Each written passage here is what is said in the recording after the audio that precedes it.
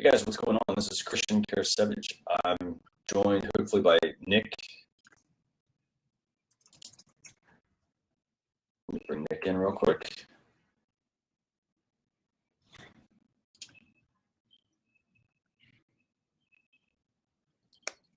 Hi, Christian. What's going on, Nick? Oh, not much. Just working. How about you? I'm working myself. Excellent. I'm in a different place today, so we'll see how this kind of holds up. Yeah, the internet's kind of spotty, and so who knows? We'll kind of have to wait here. All right. Do I need to do anything to start this recording? I think it's good, right? It's already started. Yeah. Awesome. That's actually really handy to know. So just a quick heads up, guys. My name is Christian Karasevich. Welcome to this week's episode of Social Chatter. One thing you'll notice is we're using a new platform, and that's because after last week's show, literally, I think, a couple of hours, Blab shut down. And we're now on Fire Talk. I think Fire Talk's pretty cool. Nick, what do you think? You've been using it as well, right? Yeah, we've used it for the company for one or two shows so far, and it's nice. It's very similar to Blab in many respects. It doesn't have some of the bells and whistles that Blab had, but it's pretty good. Yeah, and here's the thing. I mean, when we talk about any sort of like platform, honestly, I've done Blab, I do Facebook Live, I've experimented a little bit with YouTube, with Google Hangouts, all these sorts of things, and they all add a little bit of a different dimension to things. So like, just because one shuts down, just be prepared to kind of, figure out what's out there. Yep. And move on to the next one. Right. So with that, I'm going to start off this week's show, and we might have some people join us in the background, whether it's in like a business center. So. Oh, okay. So yeah. So I think I sent you the links. I think they're also in the description for everyone that's watching. But basically, we've got a lot of really good social media news to talk about this week. I want to start off with the first topic, which is Facebook is adding new view highlighting and a new analytics tool for 360-degree video publishers. Have you checked this one out by chance? That one, the 360, I have not, but I understand that Twitter is working on something similar. But I'll let you go ahead. I did some research on your next three topics. Oh, that's good to know. Very good to know. So, okay, so we know last week, let's see, they talked about last week, a couple of episodes ago, Facebook had started testing, mid-roll ads of like 15 seconds. So if you're doing live video, they want to have some sort of ad in the middle to be able to monetize that, to give them more space. But now also what they're looking to do, they're looking to encourage people to obviously like put more video content out there. And so with that, they obviously have to give you the ability to measure some of that stuff. So they're basically going to give you the ability to analyze, for instance, how many minutes were viewed by age, by gender, the top geographical locations, and also really compare those for like an individual video against kind of like a typical video viewer on your page. So that's actually pretty cool. If I'm a business, I'm going to have analytics tools to be able to measure a lot more of my video and to really improve it. For example, this particular show, if we determine that it's too long, we would want to be looking at the analytics and say, okay, well, hey, how much, when are people dropping off? Are they dropping off at like 30 minutes and we're going 45? That gives us, insights to know like, okay, we need to really change our video approach. Yeah. So this is really good news. And, they also, obviously have like demographic data and analytics data for like years, for instance, on YouTube. So they're kind of doing this to compete with YouTube, Right. to make their service more of a sticking point. Yeah, so, I was incorrect in saying that I did not do research on this one. I guess I did. Oh. I had messed. I thought you were going to cover 360 first, and then the demographics separately. But yeah, I looked up one of the articles on the demographic information. And I think it's important stuff. They say, or is it here? Facebook publishers will be able to analyze minutes viewed by age, gender, and top geographical locations, and compare demographics for an individual against typical video viewers on their pages. So that's good information to have for anybody, individual publisher or a publishing house, or what I'll refer to as a publishing house. And then, what's cool about this, so if I'm like, for instance, doing like Facebook Live, so they're also going going to give you volume of reactions, so you can kind of see, okay, well, what topics are getting the most reactions from people, comments, and also shares throughout the live video. So if somebody's watching and they're sharing it, you can also see, okay, well, that might be a topic I want to touch on, whether it's in a future video or a blog post or some other piece of content. That's actually going to be really helpful. And then Very helpful. they're basically also then going to help you like gauge viewer sentiment and identify obviously the most compelling moments. We talked about the 360 piece as well. So this is actually really super handy. These new metrics that they're going to be making available. So yeah, I love the direction video is going. I like the fact that we're getting a lot more metrics, because the biggest thing with video is just a lot of people, they do video, and sorry, let me rephrase. A lot of companies, they do a lot of video, but a lot of times they don't spend the time looking at their analytics to see what worked, what didn't work. They just think over and over and over. Right. So this is good that Facebook's rolling this out, because normally they roll something, you get something, and they really don't give you the analytics data. That's right. That's right. This will be helpful, and of course they need to do this, right? Since they want to do they want to make advertising a bigger part of video. They need to do something to this effect, because an advertiser needs to know exactly what they're spending their money on. Absolutely. And the other thing that's also really important here is, if Facebook wants to be the dominant player on video, which they are technically right now, they have to have these tools in place when they launch or shortly after they launch, because there are other, YouTube, for instance, already has a lot of this data, and they've been just tacking on more and more and more. They don't tell you all the time what rolls out. So if Facebook wants to be the dominant player, they want more people to like shift their mindset. They need to have these tools, and they're giving them to you. So, so that's topic one for today. By the way, Barb, good to see you as well. Thanks for stopping in. Second topic, Facebook is, again, talking about Facebook. What's their next big platform? So, you can probably guess where this one's going. They got people coming onto Facebook. So the next thing is now they're looking to go into your camera. And, it's not really about like, okay, let me build like a phone, for instance, because they tried that, it didn't really work. They also, tried, okay, let me get people using our mobile apps. Let's come out with all these separate apps. That stuff sort of works, but now they're looking to monitor. They're looking to really use your camera, right? And they're doing this in a number of different ways, which is actually really cool. Did you happen to read up on this one, or? No, I read up on the Facebook Messenger, the bot. Did I miss one of the topics? So the camera one is actually, I'm not sure if I actually had that in there. So the camera one, what's really cool about the camera feature, and I'll put a link to this here in the description for everybody. So this is topic 2. Facebook next platform, your camera, and what they're looking to basically do with this, and this is actually, it's cool because this is a really good article, by the way. They give you a lot of really good examples of how Facebook is looking to do this. So like, first off, they're looking to combat Snapchat. Why is that? Because Snapchat is super easy to use to help you make creative content using like your phone, literally using your phone.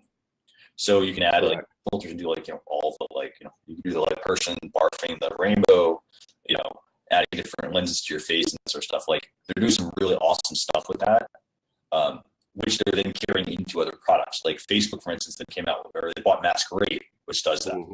Snapchat, now they have Instagram Stories, which Facebook owns. So this is what I mean by like their next platform is your camera, because they're making it super simple for people to be able to do this sort of stuff. If you scroll down, actually, like, I think it's about part of the way down the page, you'll see a really good comparison. You've got, I think that's Boomerang, Masquerade, and then I forgot what this other tool was, but they're literally showing you like, okay, well, hey, I can take Masquerade and make that my profile photo, or I can take a Boomerang and create an animated GIF and use that on my profile photo. Okay. So that's where I think Facebook's really going with the camera aspect. And then here's what I see happening with this. They're laying the groundwork, because they're going to put this at some point onto Facebook Live Video, and possibly even in other other video facets that they're building out. Yeah, well, I think this goes hand in hand towards everything going. We've seen this progression in social media in the last 3 years, maybe more, at least in my short time really being active in the area. We've seen it go from text to visual and now to video. So video is kind of a progression of visual, but the camera, they're much more interested in the camera than they are in anything text and anything still photography, it seems like. And this is across platforms, right? What we've seen as far as still photographs or still images, it seems to be going by the way. Text and still images seems to be going by the wayside for anything more interactive or more video based. And is that because, like, are we building like a society of like people with ADD or something? Because think of it like, and it's just, yeah, same here. But like, is this kind of like the direction things are going? Because like all we're essentially creating is like, maybe it's an animated GIF. It's just something to like keep us just vaguely interested versus like, oh, hey, that looks like a photo. I've seen that one the same way. Like video has that, I guess, that surprise effect. Yeah, and I guess it does. I guess if it's moving, people's eyes are more likely to catch it. It's more likely to catch an eye of a viewer or a user. I don't know. I mean, I know that video, interactive and live video, like we're doing right now, seems to be it has a great appeal to me because it's interactive. The video that I've seen thus far on Facebook has not kept me, because it was the same thing as Periscope, the one to many, and hadn't kept me engrossed. Right. But I feel like everything's more visual these days than textual, and this seems to be their competition with Snapchat, which is a very visual and almost entirely visual platform. And you said it says it in the article, with the Masquerade and other purchases that they made, they're clearly, in the stories that we discussed just a couple of weeks ago, they're clearly trying to compete with Snapchat. They know that Snapchat has got people's attention. And this is actually kind of cool because the way that this stuff is working, sorry, I was reading that comment. Sorry. So the way it's working, I was trying to figure out what that was. So what is really cool, though, I think, about this is while they're doing things that mimic Snapchat, I think that competition in this case is very good because this is really pushing things a lot faster than it normally would go. And the other thing I think is, I do my own video editing, and I will tell you this, like, it's something that you had to learn. But nowadays, you can, for instance, do really cool things with like no skill whatsoever. So like I can make my content for my social channel really great just because, for instance, you've got Snapchat or you've got Masquerade. I think we even talked about this before. Like there was a motion tracking feature on a video where you could like put something in, like if I move my finger, follow my finger. When you do that in regular video editing, it takes a long time to render something like that. But you can do something real time pretty much on Snapchat or these other tools. Right. It's really fascinating to see the direction this is going. So here's the thing. Let's do the business takeaway.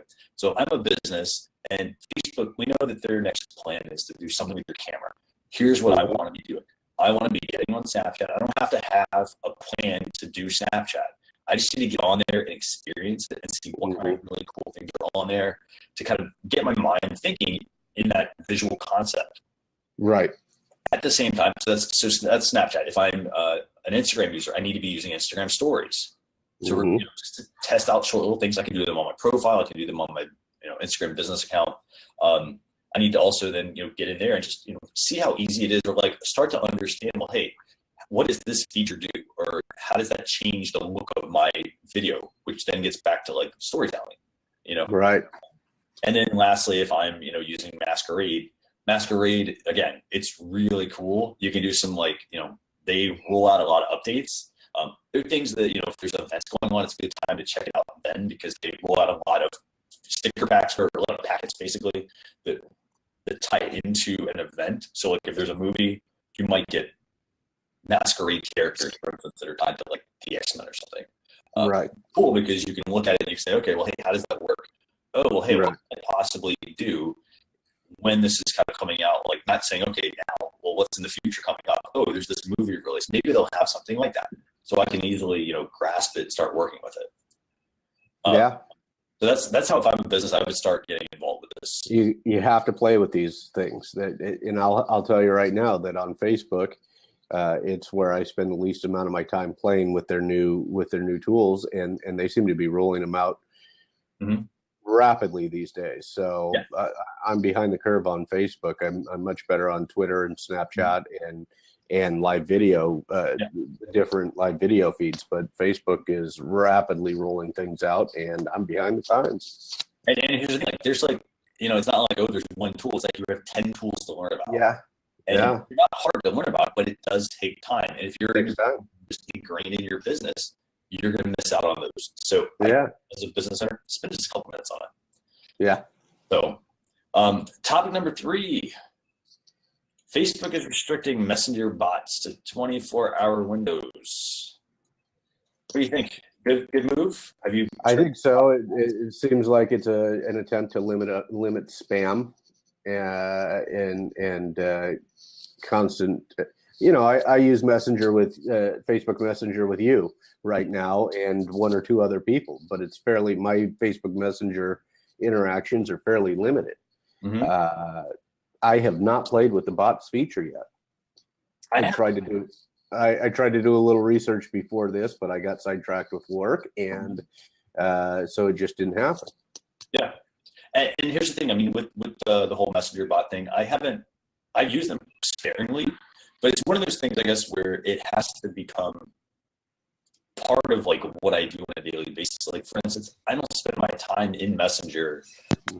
Like you could literally spend hours in Messenger just like chatting with people. Right. Instead, it's like, okay, well, what's going to get me beyond my business than just using Messenger to get something done? Now, the way that it can help is if you do identify some, Messenger bots that are available that would help you alleviate some of those tasks that you might do on a daily basis. But here's the other thing. A lot of things are also tied into apps nowadays. And I can just, for instance, I want to book an Uber or something. Yeah, I can do it through Facebook Messenger, but it's also easier for me just to pick up my phone, tell like Siri or whatever app, whatever, voice recognition software I use to open the app and book a car.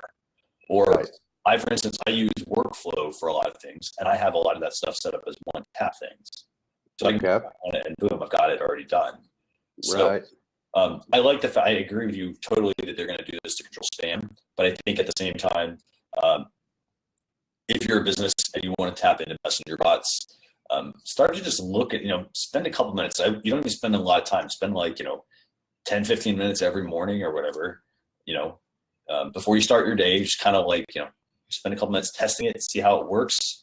And then as you start to like really understand it and get more excited about it, you're going to up that time. And, then just, again, just like the whole like Facebook getting into your camera, it's the same concept. Figure out how bots can be useful for you, or experiment with them a little bit. Right. And if it becomes more hyper-targeted advertising for businesses, then that's important. Mm-hmm. Yeah, I mean, and here's the other thing. Like, I mean, also you kind of have to look at the bots. Like, it'll be held. This is, not all bots will be held for a 24-hour window. Messenger bots to send, for instance, people news, let them manage productivity tasks, or track their personal info like health or financial fitness. Health or financial fitness. They're the only types of bots that will be able to send messages on a regular basis. Of a 24-hour window to people who subscribe to them. So, I mean, it's cool that they're doing that on a use case basis. We'll see where it goes. I spend very little time in Messenger as it is, more in the actual Facebook app. So I don't know. There's a reason they're doing it. They've got the stats that I don't have access to, and maybe people are spending an incredible amount of time in Messenger. And here's the thing: they're doing two. So I should have mentioned this. So they're doing two things. They're restricting Messenger bots to 24 hours, but they're also adding the subscription side to it, and that's important, I guess, to know, because depending on what you're going to use Messenger bots for, the 24-hour window, for instance, is good for like promotional messages, for instance, as a business. So, for instance, I might have a messenger bot. I might use messenger bots to send out a promotion about a product, but it only lasts for 24 hours. Versus, I might use a subscription one to track somebody's productivity. So keep that in mind, I guess, Right. as far as Yeah. how you're going to use this. But Yep. you know, as a business, for instance, if I'm Nick, you know, or myself, and I haven't ventured into messenger bot yet, spend a couple minutes, you know, just look at some of the common ones that you use it for, like the weather and that kind of stuff, to see how well it works, and you know, and start to kind of get yourself accustomed to how it can work for you. Yeah. That's the best advice I have on it, because I need to figure it out too. So let's see, what do we got? Topic number 4. I think we have 6 of them today, by the way. Okay. Let's see. This one, so topic number 4, you probably know about this one. Since it's also kind of plays into our tool of the day. So topic number 4, Google Hangouts on air are moving. They're being discontinued on Google Plus, and they're moving over to YouTube Live. And this is in September, so it's like a little less than a month away. Right. As a business owner, well, you know, let's talk about this first, and we'll talk about, you know, at the end what's the way a business could use this. So Hangouts on air, they're moving from Google Plus over to YouTube Live. Right. This is a good move. Yeah, I think it's a good move. I think Blab killed Google Hangouts for the most part, and then Blab died, and you know, Fire Talk, Huzza, Crowdcast, those have kind of become replacements for Blab, and I don't see. I've never heard really impressive things about Google Hangouts. The few that I've participated on, I thought were you know, marginal experience from a live video standpoint, and so I'll be very interested to see how. I think this is a good move, going to YouTube, because Google Hangouts is another offshoot of Google Plus, and its viability seems limited. Absolutely, and you know, and here's the thing. So remember, all of these libraries watching, all these live chats are just tools to give you the ability to, you know, promote your message or talk to your audience. So if you have, for instance, a really poor story, your messaging is just not good. You know, you don't know what you're talking about necessarily. You're spouting off wrong information. Like, who cares about the tool at that point? It's about the content that you're presenting. That's right. This is this is kind of sort of like, I like the fact, I think this is one one tool that's saying, hey, you know what, Google Plus is dying, they're dismantling things. But I agree with you. Yeah, I'm glad this is moving over to YouTube, because every time I use Hangouts, I mean, when Blab came out, I was like, hey, Blab's seems so much better, seems so much more stable. Whenever I used Hangouts, I always had problems. Like, you would give somebody a link, and then they try to access it, and it would load their mobile phone. And then they're like, well, hey, you know, nobody's here. And then what would happen? The standard person would just give up. Right. Oh, there's nobody here. But in actuality, there was an issue that they had, and it never really got fixed. You know, people always have issues joining. And when you have issues getting people into your building, basically, before they even hear the content, that's a problem.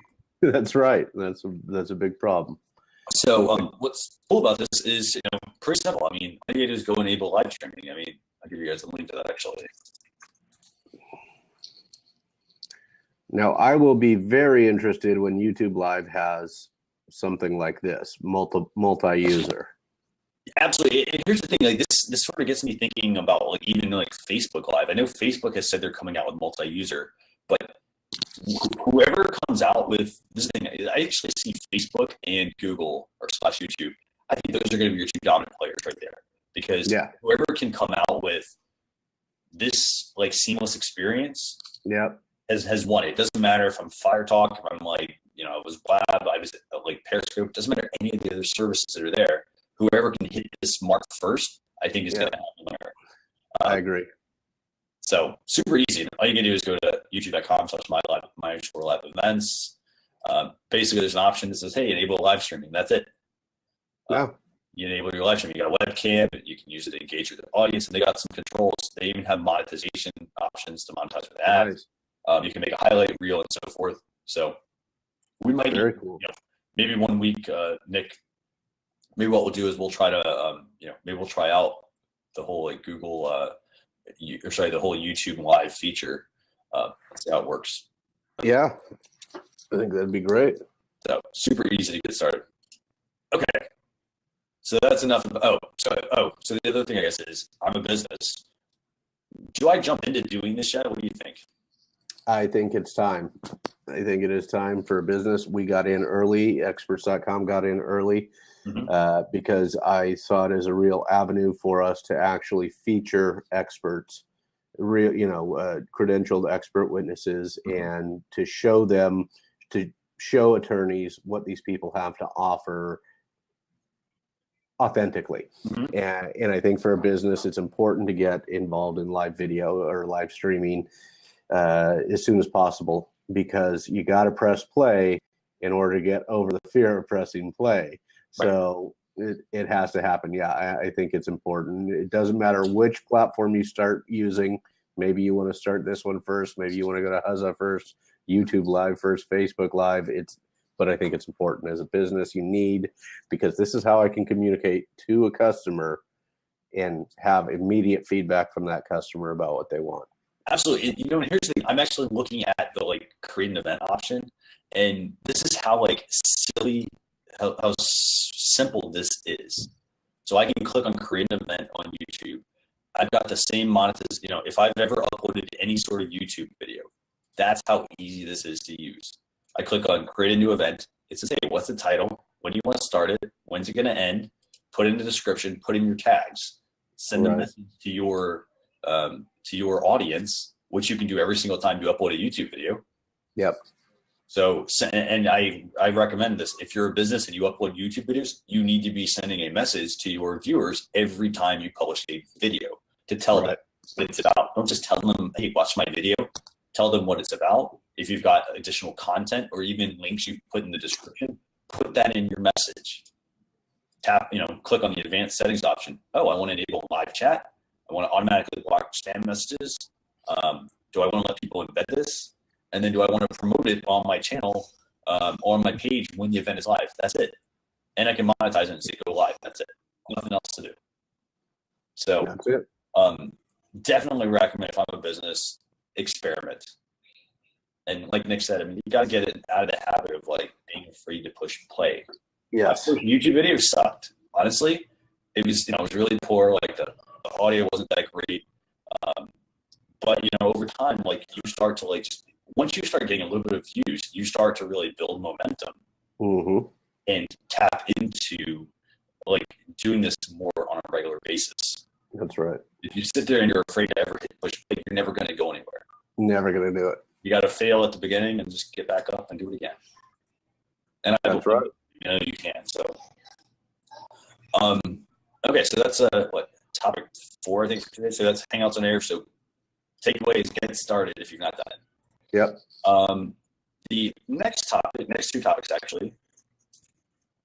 We have what do we got here? So topic number 5 is a new promoted stickers feature from Twitter. Interesting. With this? I have not played with it yet. I read up on it. I think it's interesting. I think anything for Twitter to bring in more ad dollars and potentially show some sort of growth in monthly active users would be important. And I gotta say, I spent a lot more time, last week, I think we talked about, that whole feature about being able to unlock exclusive content. Yeah. And I will say this, I was so fascinated when I was reading through that, because it got my mind just racing with all these different ideas. And now that I think about Twitter promoted stickers, these are so they're doing this with Pepsi, for instance, right now. Yeah. And a couple other brands, but I see so many opportunities to be able to for Twitter to make some money off of this sort of stuff, and and really kind of make Twitter more more relevant. I think, because when everybody says social these days, they think social media, they think Facebook, Instagram, Snapchat, right? Even Twitter. They're thinking, oh, Twitter was popular at one time, right? But what do you think about the promoted stickers? I think there's great value here for a brand to get somebody like you and me a user to just to promote their brand just by offering the stickers. It's going to be the first set of stickers you see when you open up the sticker section, if you want to add them to your photo. And for example, the one example was 2 Pepsi cans just about touching, like you're doing a cheers. And, you know, what a great opportunity for Pepsi to track the activity of users using their stickers and know who may be using their stuff, and a great way to just let the user promote for them. So can you explain, like, can you tell people, like, how do they get to these? How do you see them? Like, how do they work exactly? Yeah, so as far as I understand it, and I have not played with it, but my understanding is much like they had some stickers that I did play with, which were like your emojis that you could play with and add to your photograph. So you would upload your photograph, you'd go and edit the photo, and you could add emojis. Well, it looks like in addition to adding some emojis, you can now choose this as a sticker and add it to your photo. Okay, cool. Yeah. So basically, as Nick said, you basically have to take a photo. You go on Twitter. So use the Twitter app. Obviously, you can't use like a third-party app, right? Right. So use the Twitter app. You go on there. You select the photo you want to upload, and then once you've done that, you have an option to add the emojis. So basically, it's somebody's paying Twitter. This case, Pepsi's paying Twitter. We don't know how much. They're paying them some money to basically be able to add these stickers. So and have the stickers featured. I think that's important too. The sticker, the advertiser is paying to have the sticker featured at the top of the sticker folder. And this is actually, all of this is really fascinating, because when you put it in the context of like any sort of business, like, yes, this is just for Pepsi and major brands right now, but I just see this like as this whole like holistic approach. Like, if I am over there and I'm putting on, for instance, an event, doesn't matter what kind of event, right, that I'm doing. I could be putting on a small event with like 50 people, okay? But if I'm going to drive home a point and I want to make my event really awesome, I want to be doing all these little touch points to make my event amazing. And right. I mean, it's kind of like, I almost compared to like a wedding, I guess. Like, if somebody's going to go get married, what are they going to do? They're going to go all out on everything that they possibly can. They're going to get the catering covered. They're going to get the flowers covered, the food, the dress, like the tables, the invitations, all the decorations. Everything is going to be like just buttoned up and looking like amazing. And if I'm a business and I'm going to be doing any sort of events, I want to be taking advantage of all of these little features. Yeah. You know, if I'm like doing an event and I've got like, and if Twitter is my popular thing that I want to do, I want to, for instance, be using the Twitter stickers when they come out, the promoted stickers, and then I want to be tapping into the new tweet to unlock exclusive content. If I'm also a business, I'm doing the same event. I want to also have Snapchat geo filters. I want to have, what else? I want to be doing, geo targeting. I want to do like, what other ones am I forgetting here? I think you covered the important ones, covering, and then promoted tweets or promoted Facebook ads as well, if you're really promoting the event. And how hard is it to really create these things? It's not hard, is it? No, it's all preset for you. You just place them on your picture. Right. You do that. And the other thing is, all you do is like, you don't have, it's all about repurposing. You don't have to like create the same exact, or don't create like 5 different types of images for like, one for Snapchat and one for Twitter and one for Facebook and stuff like that. Right. You purpose it. And the nice thing about Twitter, adding the photo and the editing within the app, is that it also, when you save the edits to the photo, it saves it to your camera roll. Mm-hmm. That's really good. Yeah. And so that's a nice feature. And the bottom line is, there's just not quite anything quite like Twitter with a hashtag for a live event. If you have a tech savvy group of people at a live event, there are just few things that get the full interactive capability the way that Twitter does. Instagram with their hashtags has some pretty good visibility and interactive features, but I mean, Twitter really is high value for live events. And I gotta say, I like the direction Twitter is trending right now, with just the last couple of updates they've been doing. I mean, to me, or like, I think they're, I don't think the stickers feature is like oh, like It's not original. But it's not groundbreaking, I don't think. I think the tweet for exclusive content piece is. I think that like, oh, hey, like the stickers piece is like, hey, it's similar to what other sites are doing, but you kind of have to follow the, beat to the same drum for that. Yeah. I'm excited about this. I really am. Then you can check out some of these, by the way, if you want to like look at some of these. You can just go here. This is actually the Pepsi emoji Twitter handle, or you go to just search for like Pepsi emoji, or you can just go here. That basically take you to examples of people that are using the stickers, so you can see what we're talking about. Oh, cool.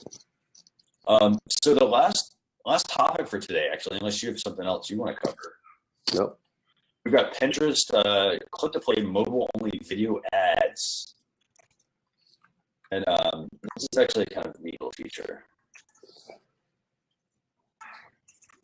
Sorry, it's a mouthful. Click to play mobile only video ads. Crazy.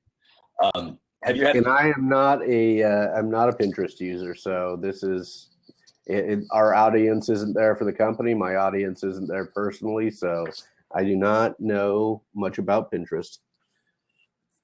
This is actually let me get you the Pinterest article. So they're basically doing this whole promoted video feature, and what they're looking to do, I mean, again, they're looking to like capitalize on it just like everyone else is, which is like, oh, hey, like someone else is coming out with a video feature. Let's come out with something else. But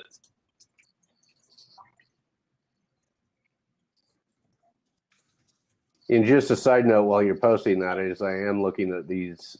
People are doing some good stuff with the Pepsi stickers on that Pepsi emoji hashtag.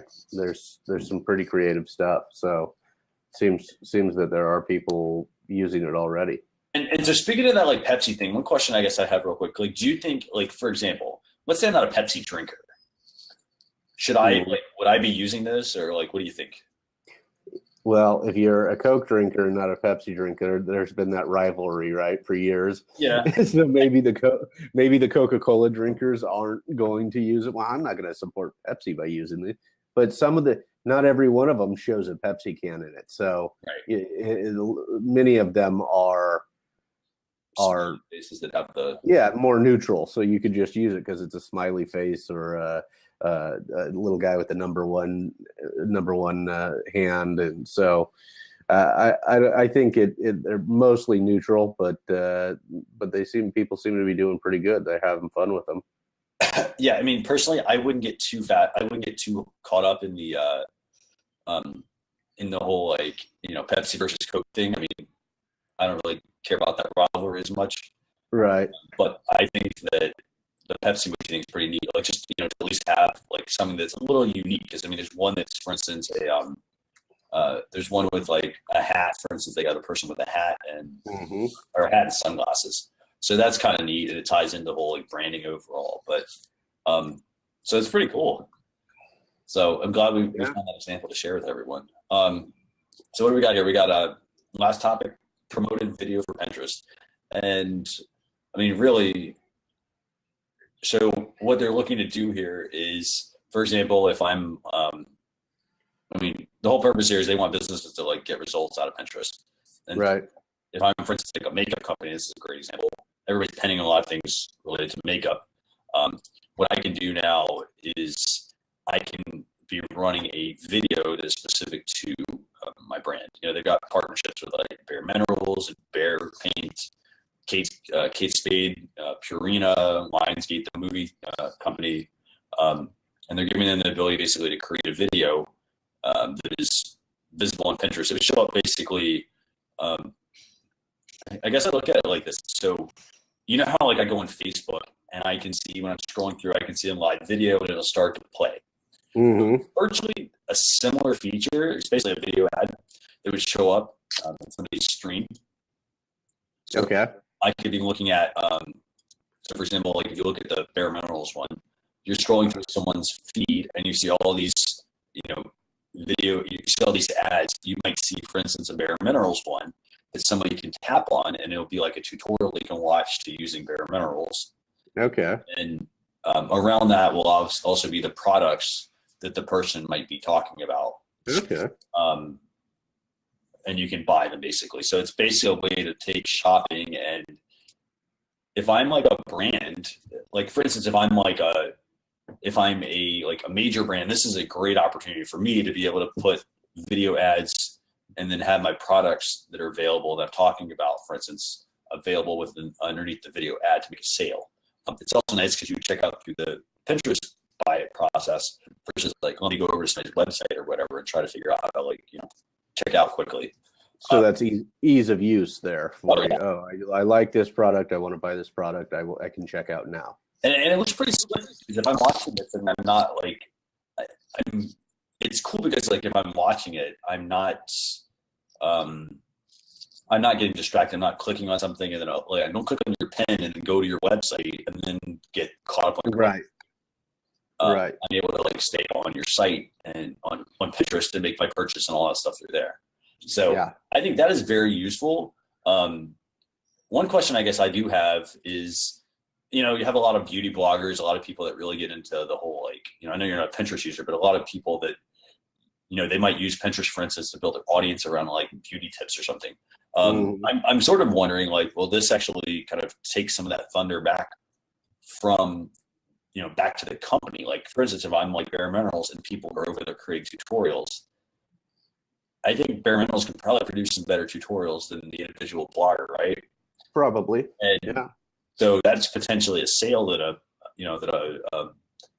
person who's just doing beauty tips might be losing out on, I'm wondering. Yeah. Yeah. It's very possible. But at the same time, I guess it also says, well, hey, if I'm the individual person promoting some, granted, I'm the company, I want to be promoting my own products and making my sales. I don't want, I don't necessarily want other people doing it for me, promoting it in the wrong light, Right. That might also be an opportunity if I'm like the individual blogger to say, hey, you know what, let me get out of this blogging game and let me go work for this company because, hey, I like makeup. And then the company says, well, hey, this person seems to really like our products. Let's bring them on board and have them be dedicated to just us, Right, right. I think my big takeaway from this is that video, once again, predominant player these days. Absolutely. That would be my big takeaway from it. Yeah, and it's crazy. Just everything is video. Yeah. So that's all the tips, all the topics I have for today. Do you have any other topics you want to talk about? No, I think you covered them. There was one I was thinking that we were going to cover, and now I can't think of it. There was one that popped in my head a few minutes before we started, and I didn't see it, and now it's gone. Well, if you think of it, just let me know. I will. Send us a tweet at Social Chefs, at my personal Twitter handle at CK8Rocks, and then and by the way, I have some more tools. By the way, Jeff, so don't leave. We got 3 tools. And Nick, which Twitter handle do you want to use? Since I am at the office and we do this while I'm working, I'm going to have to do the @experts.com VP. Got to promote the company since I'm working for them right now and doing this show. Very cool. So let's just quickly talk tools. 3 quick tools for you. We do this every week. Gotcha. So tool number 1 is called Kong Group GIF Chat. Interesting. And it's crazy. I find all these, like, we're always talking about like video chat. I keep finding all these little crazy like chat tools, and it's like everybody's literally coming out with a separate chat tool. So what this one is basically, it's overwhelming, the chat tools. Yeah, it's like why are you coming out with all these apps? Like, because Facebook and like YouTube are clearly going to come out with something that's going to totally annihilate all these tools. I guess they're looking to just get bought, as Barb mentioned. Might be. We did talk about that, I feel like, a week or 2 ago, and it's a real possibility. Yeah, I'm not really sure. But so this one's actually kind of cool. So what you can do is you can basically create an animated GIF, like, and then put it together with like a group one. So for example, it could be around an event. So if you happen to go here to this link, it's a free app. Pretty neat, basically. You can create these animated GIFs and then either share them like one-to-one or like one-to-many, like in a group chat setting. You can put text on top of your image. You can add your location, change the fonts, do filters, record your GIF, and then choose which friends you want to like basically do. So it's it could be kind of a fascinating thing if I'm a business. I could possibly use this, to have some things like if I have like a tribe, a really strong tribe that I built, I might want to share this with them. Could be a fun way. You can also check out, Facebook group. Facebook groups are also available, by the way, via Messenger. So that's another chat option as well. But this is the first app, Kong. All right. I like anything that includes a GIF or GIF, however you want to say it. Yeah. I love them. They're fun. They're entertaining. I thought that was funny. When Twitter did it, and when Twitter allowed it, I thought that's a huge move for Twitter. Mm-hmm. It's just so funny because everybody always like made fun of just whatever, however you say them, right? Right. Everybody always made fun of them and said, like, what's the point of these? Like, it's just an animated thing. Oh, we had these back in the 90s or something, right? And it's crazy because they're making a comeback. Yeah, they are. And they're fun. They still are fun. There's no doubt about it. And we're doing them for different things. Like, we're not just doing like, oh, let me create a personal one, but you can also create one that shows somebody how to do something. That's right. And so there you go. You got a quick, 5-10 second thing. So second tool, this is actually a neat one. So this is actually a tool from Buffer, and it's called Rocket. And it's a way for you to basically do Facebook ad reports without having to really get into like exporting data and putting it in a whole bunch of other tools. Okay. So this tool has not been released, by the way, yet. Or let me rephrase it. It's not something they have announced yet. Okay. All right. Or as of last week, they hadn't announced it. I haven't seen anything yet, but it's pretty cool. It lets you basically, you don't have to deal with spreadsheets. You can see your ad performance, link clicks, your CPCs, all that sort of stuff. Get your campaign metrics as well for any campaign you're doing. Okay. It is a paid tool. They give you a 14-day trial, not bad. And then from there, it goes up to $29 a month. Okay. Unlimited ad accounts, campaign dashboards, metrics comparison graphs, in-app and email support, and in-depth performance metrics. So I like. I got to tell people that I like what I already use Buffer for. Which I mean, I pay for the scheduling, right? Standard scheduling stuff, and I get both for the company. We use it both company, and I use it personally, and it's they've got a great product. So I imagine this is. I have high hopes for this. And that is the one thing that actually really drew me to them as well, is the fact that Buffer is a very, very well run. Yeah. And they have a lot of really good tools. They're very transparent about everything they do. That's one thing I also am like really interested in, is the fact that every time, like, they're very transparent about how they run their company. They're very transparent about like their statistics on things. Mm-hmm. And so because of that, I would want to trust them more. Yeah, I agree. And just from user experience, I want to trust them. My user experience has been good. Mm-hmm. Both personally and professionally, I've had good experiences with Buffer. So I have they've got a positive corporate image in my mind. And what's funny is that I have the same feeling. I feel that they know, like, they're very personable. Like, they're not just like trying to sell me product. Like, they come out with things that are useful. They're constantly working to make things better. If for instance, like, I use their tool as well, their scheduling tool. They have an optimal scheduling piece that I really like. And so anytime I want to actually go on their scheduling tool and say, okay, like, what are the best times for me to tweet? I check their tool and I can replace it in my dashboard, and I get most up-to-date times. And it's a very understated tool, but I think it works great. Yeah, it's a great tool. So if you are, I'm not I don't work for Buffer, but I would say this: I like this tool a lot. I like their tools they put out, and I would recommend this without even having tried it. Yeah, I recommend Buffer just sort of the same way. Yeah. So, and it's cool. And I think at the same time, you also have them kind of like competing with CoSchedule and some of these other tools. So I think they're kind of trying to differentiate themselves as well. Yeah. I like it. So that's tool 2. And then so the third tool I want to tell everybody about is a tool called Google Duo. And this might be actually what you were talking about, Nick. I'm not sure if you. No, actually, it's not. But I appreciate your attempt to try and jog the memory there. So, have you checked this out? I like it. I think it's pretty cool. This is kind of their version of FaceTime through Google, right? It is, yes. Yeah, I have not played with it yet. There are obviously, there are a few bugs.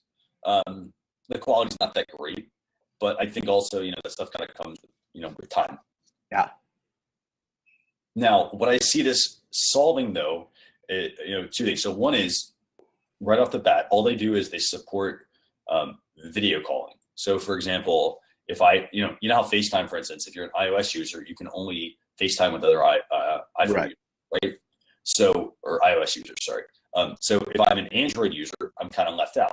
So this is what Google Duo does. If I, for instance, let's say Nick has an Android device and I've got an iPhone, and we want to have a video call. Yeah, we can hop on Fire Talk. We can hop on Facebook Messenger. Like we can hop on all these other tools. But Right. Google Duo, if it's installed, all you have to do is give them a phone number, and they'll let you video call from your iPhone to your Android device. Interesting. That is the problem that it solves right there. It's a big problem solver. You talk to other platforms. Right. Right now it's only video, but they said that they're going to look to make it audio as well, which also is another play off of Facebook because Facebook has FaceTime audio, so they're looking to do that. And then they also have another tool called Alloy. I have not heard of Alloy. Yes, let me get the actual spelling. I want to say it's ALLO. Look it up real quick. The spelling of Alloy itself would be ALLOY. It's actually ALLO. Oh, interesting. So supposedly Alloy, ALLO and Duo. Maybe it's Allo and Duo or something like that. But that one was actually supposed to be messaging. Okay. So it's going to be like. But iOS to Android messaging. I would suspect that's going to be the same exact thing. Yes. Okay. But it's nice that they're gonna have these little individual apps that would let you do these specific tasks. Yeah. I'd love to see them all folded into one tool, but we know that that's not going to necessarily be the case. No. So that's the third tool. And by the way, all these apps we talked about, they're free. Okay, cool. Except for the buffer one is free for 14 days. Sorry, correction. Yes, that is absolutely free for 14 days. Okay. All the other ones are free all the time. But yeah, and personally, I think that this was actually a good move. For instance, for Google, like with Duo and eventually Allo, however they want to pronounce it. I'm not sure. But basically, it's AI enhanced text messaging. So in a way, it's probably a dig on Facebook Messenger or Apple's iMessage feature. Yeah. So I think though also at the same time, this is a good time for them to release this because you also have, for instance, Google Hangouts, which are moving to YouTube. So it's almost like they're doing a restructuring, saying, hey, let's take Hangouts and let's move that over to YouTube Live. Right. And let's come out with these other tools that are, video and audio or video and messaging features. And in a way, like maybe, who knows, maybe the Google Allo tool, maybe it is a feature that, maybe these will take on certain functionality of Hangouts, almost offload some of Hangouts. Yeah, very possible. I mean, what I see is a consolidation of chatting and video amongst Google, Apple, and Facebook. It seems like. Yeah, absolutely. So that's it. That's all the tips and all the tools that I have for the week. I mean, I think it was a really good week actually. Yeah, very, very cool. I wish I could remember the other topic that I had, but it's. I'm sure I'll IM you afterwards and go, oh, I meant to bring up this one and I didn't. But and no worries if you find it, great. If you think of it next week, no big deal.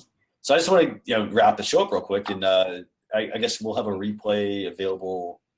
I don't know how soon these come out. Yeah, so it'll take a little bit longer than Blab did, and you'll have to go back into your dashboard later and download the video to your computer. So I gotta say, I mean, like just from a like platform standpoint, this is a good platform, I think. Yeah. Really smooth. I don't notice any hiccups.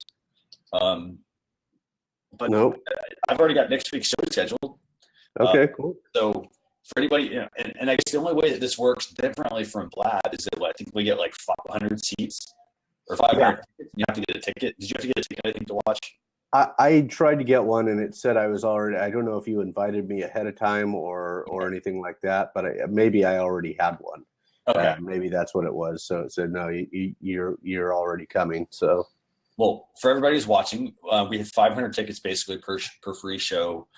You can get your ticket just by going here, and we do this every single week, every Thursday, 5 p.m. Eastern Standard Time. This is just a continuation of the Social Chatter show that we were doing over on Blab. And then the only last thing I want to actually mention is, you know, hey, if you want to get on a list, basically I'll email you pretty much a couple hours before the show. I'll tell you what the topics are going to be. We'll also talk about, I'll give you a link to last week's show, a written post at the end of the video in case you have missed the show. You can watch it there. But all you got to do for that is just text Social Chatter to 33444. That'll put you on the list. And then I will send you that information. very cool. But with that, I really enjoyed this show. I want to say thanks a lot for helping me host. Yeah, my pleasure. My pleasure. And is next week's your 50th, right? Next week is the 50th, yes. So very cool. I thought we were going to make it a 50 on Blab, but that wasn't going to happen. It was the first thing I thought about when it went down. I was like, oh man, I've been sort of stepping in for Vincent Orlek in the last few weeks, and I had heard Christian say, boy, I'd sure like to make it to 50. And then when Blab went down, I thought, oh man, Christian's not going to make it to 50 on Social Chatter on that particular platform. And I literally had to scramble when that happened. I was like, okay, what do we like? It's like, what do I do? Like, let me talk to Nick, because Nick and I were talking about what Fire Talk and Crowd Talk. Yeah. And so I want to say thanks a lot. And hopefully if you're not gonna be like, oh, I can't do next week's show.